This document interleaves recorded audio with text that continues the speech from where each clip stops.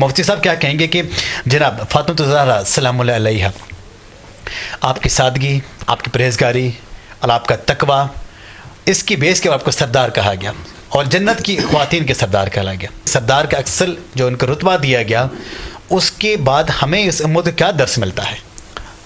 جناب سیدہ کائنات سلام اللہ علیہا، آپ جود محمدی اور سخائے محمدی کی وارثہ تھی. بے شک بے شک.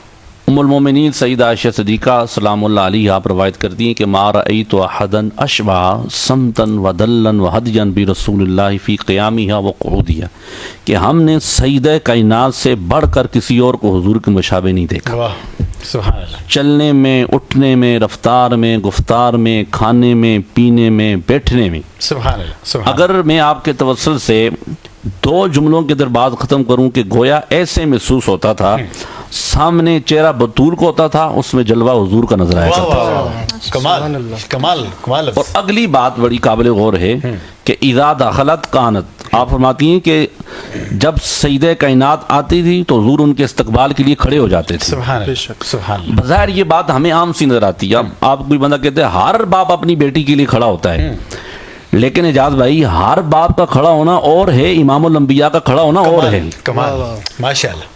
اور اس دور میں جب بیٹیوں کو زندہ درگور کر دیا جاتا تھا، اللہ، جب بیٹیوں کو باعث شرم سمجھا جاتا تھا، اس دور میں حضور نے فرمایا فاطمہ تو بدعۃ منی، لوگوں فاطمہ میرے جگر کا ٹکڑا واہ ہے. واہ واہ.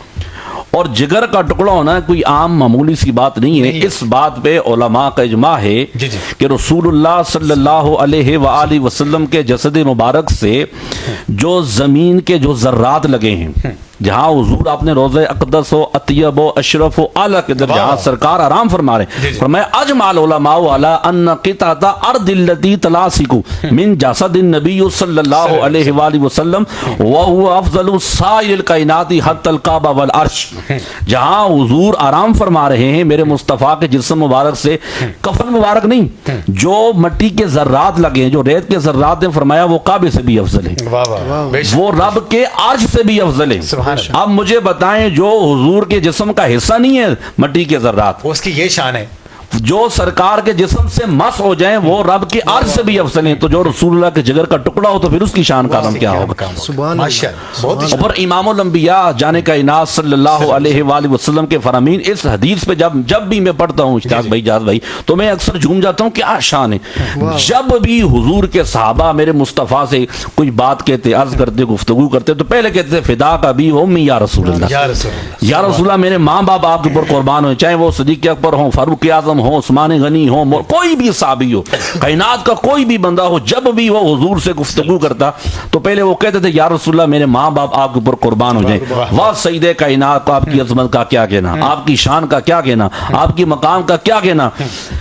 سارے لوگ حضور سے کہتے تھے یا رسول اللہ ہمارے ماں باپ آپ کے اوپر قربان ہو جائیں. لیکن امام الانبیاء سیدہ کائنات سے فرماتے ہیں میری بیٹی فاطمہ میرے ماں باپ تجھ پہ قربان ہو جائیں. سبحان اللہ. کیا کمال. میرے ماں باپ تجھ وہ چراغ گولڈا مجھے حضور نصیر ملت رحمت اللہ تعالی علیہ کا وہ اشعار جو الحمدللہ ہمارا عقیدہ بھی ہے اور قیامت تک ہمارے لبوں کے اوپر یہ قصیدہ رہے گا کہ وہ جس کے آستاں کو آسیوں کا مستقر رکھا، مستقر ٹھکانہ، خدائے پاک نے تاج شفاعت جس کے سر رکھا، ستاروں کی ضیا بخشی تیرے اصحاب کو حق نے، تجھے اصحاب کے جرمٹ میں مانند قمر رکھا، نصیر میں غلام پنجتن تھا، ارے اللہ نے دیکھو میری جولی کو بھرنے کے لیے سیدہ زہرا کا در رکھا. واہ واہ واہ واہ. شاندار. کیا کمال، کیا زبردست انداز سے مفتی صاحب آپ نے وہ پہلو ہمارے سامنے رکھے ہیں کہ جو آج جو اس دور کی جو ہم لوگ یہاں پہ بات کرتے ہیں کہ جو خواتین کے ساتھ کہ جو اگر مشعل راہ کہ اگر کسی نے کسی کو بنانا ہو